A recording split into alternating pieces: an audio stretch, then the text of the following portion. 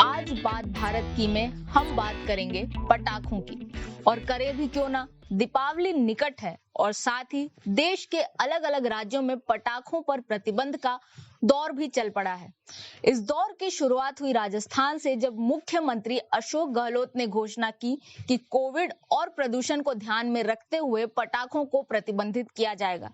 यानी पटाखों की बिक्री और उपयोग दोनों पर प्रतिबंध लग चुका है। साथ ही उन्होंने प्रदूषण के लिए वाहनों पर निगरानी रखने की भी बात कही थी और कहा था कि नागरिकों के स्वास्थ्य उनके लिए प्राथमिकता है।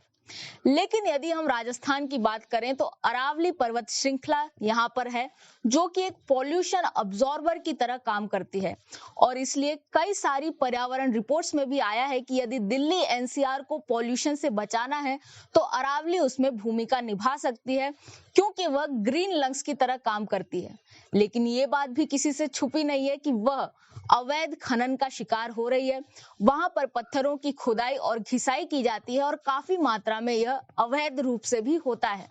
ऐसे में क्या यह कहा जा सकता है कि अशोक गहलोत सरकार इस चीज पर कड़ी कार्रवाई करने की बजाय पटाखों पर प्रतिबंध लगा रही है, जो कि एक इजी टारगेट है। और शायद देश की अनेक सरकारें यही कर रही हैं कि वे पटाखों पर प्रतिबंध लगाकर एक इमीडिएट इफेक्ट या इजी टारगेट को खोज रही हैं और कड़े कदम नहीं उठाना चाहती हैं। वहीं हम बात करें एनजीटी के ऑर्डर की, तो इसमें 4 राज्यों को निर्देश दिया गया था पटाखों पर प्रतिबंध का। इसमें से राजस्थान, हरियाणा, दिल्ली और उत्तर प्रदेश हैं। हरियाणा की ओर से भी हमें समाचार आया, लेकिन वहां पर सिर्फ चीनी पटाखों पर प्रतिबंध लगाया गया है, यानी चीनी नहीं, यानी निर्यात किए हुए पटाखों पर।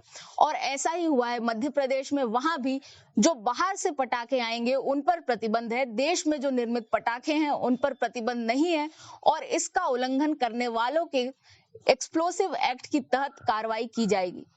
दिल्ली से भी कल हमें समाचार मिल गया, जिसमें यह कहा गया कि पटाखों पर पूर्णतः प्रतिबंध होगा। 2018 और 2019 में दिल्ली में ग्रीन क्रैकर्स को फोड़ने की अनुमति थी, लेकिन इस वर्ष उस पर भी प्रतिबंध लगा दिया गया है। ऐसे में तमिलनाडु स्थित जो पटाखा कारखाने हैं शिवकाशी में, उन्हें इससे बहुत बड़ा नुकसान पहुंचेगा। राजस्थान में 12% पटाखे वे लोग बेचते हैं, जो 400 करोड़ रुपए के आसपास होते हैं। और कुल मिलाकर पटाखों का कारोबार 3000 से 6000 करोड़ रुपए तक है। ऐसे में कोविड के कारण वहां काम करने वाले श्रमिक पहले से ग्रसित थे, वे गरीबी की मार झेल रहे थे और अब जब पटाखे भी नहीं बिकेंगे तो उन्हें और नुकसान होगा। उनके लिए नुकसान की एक और बात यह है कि वे लोग प्रदूषण के स्तर को जानते हैं और इसलिए इस वर्ष ज्यादातर ग्रीन क्रैकर्स ही उन्होंने बनाए थे।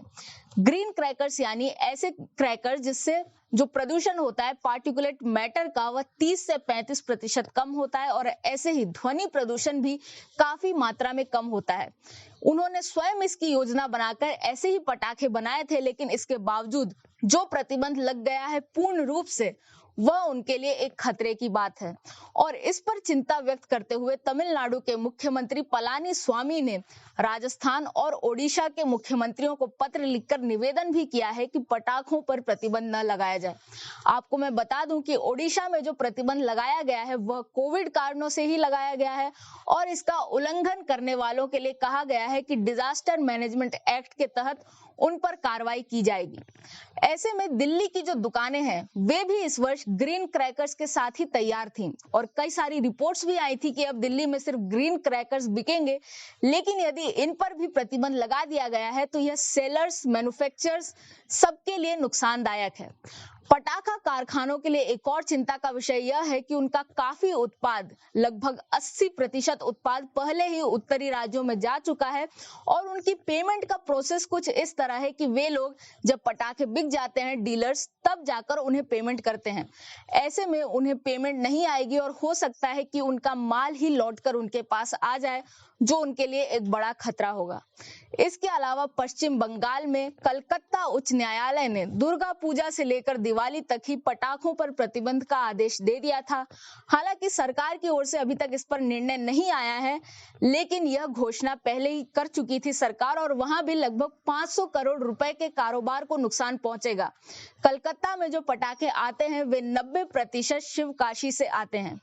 दिल्ली के प्रदूषण की बात करें तो अभी वर्तमान में AQI 450 पहुंच चुका है और कोई पटाखे वहां नहीं फूटे हैं। यह सब दीपावली के पहले की स्थिति है। ऐसे में पटाखों को प्रदूषण का दोष देना एक तरह से अपनी कमी को किसी और पर थोपना होगा।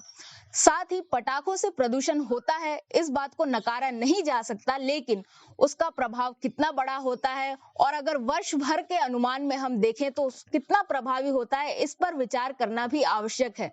ऐसे में मुझे लगता है कि सरकारें सिर्फ सॉफ्ट टारगेट के रूप में पटाखों को निशाना बना रही हैं, उन पर प्रतिबंध लगा रही हैं, जबकि कड़े कार्रवाई करने से वे लोग बच रहे हैं।